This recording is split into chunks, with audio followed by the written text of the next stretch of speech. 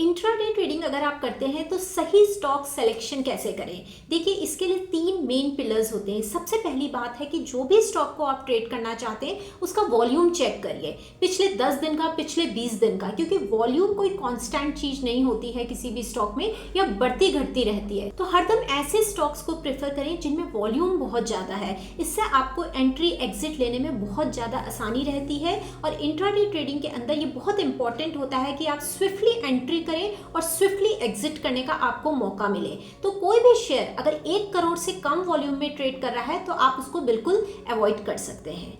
दूसरी चीज है वोलेटिलिटी। आपने ये देखना है कि स्टॉक कितना वोलेटाइल रहता है। इसका अंदाजा भी आप ATR इंडिकेटर से लगा सकते हैं, क्योंकि ये हमें बताता है कि पिछले कुछ दिनों से स्टॉक में कितनी वोलेटिलिटी रही है, यानी कि एक दिन में आप कितना परसेंटेज मूव एक्सपेक्ट कर सकते हैं। तो मान लीजिए कोई स्टॉक है जो एक दिन में सिर्फ 1% ही मूव करता है, तो उसमें आपके प्रॉफिट होने के चांसेस भी कम हो जाएंगे। लेकिन अगर किसी स्टॉक का ATR ज्यादा है, यानी कि वो ज्यादा पॉइंट्स मूव करता है, 4% या 5%, तो ऐसे स्टॉक्स इंट्राडे ट्रेडर्स के लिए बेस्ट पिक्स हो सकते हैं। और तीसरी और सबसे इंपॉर्टेंट बात, जो भी स्टॉक आपने इंट्राडे ट्रेडिंग के लिए सिलेक्ट किया है उसमें लिक्विडिटी बहुत अच्छी होनी चाहिए। लिक्विडिटी का मतलब है उसमें एक टाइटर स्प्रेड होना चाहिए, यानी कि कोई स्टॉक अगर 500 पे ट्रेड कर रहा है और बायर उसका 500 पे खड़ा है, तो उसका जो सेलर है वो 500.05 पे होना चाहिए। आप देखेंगे बहुत से ऐसे स्टॉक्स हैं जो कि मिड कैप या स्मॉल कैप कैटेगरी में आते हैं,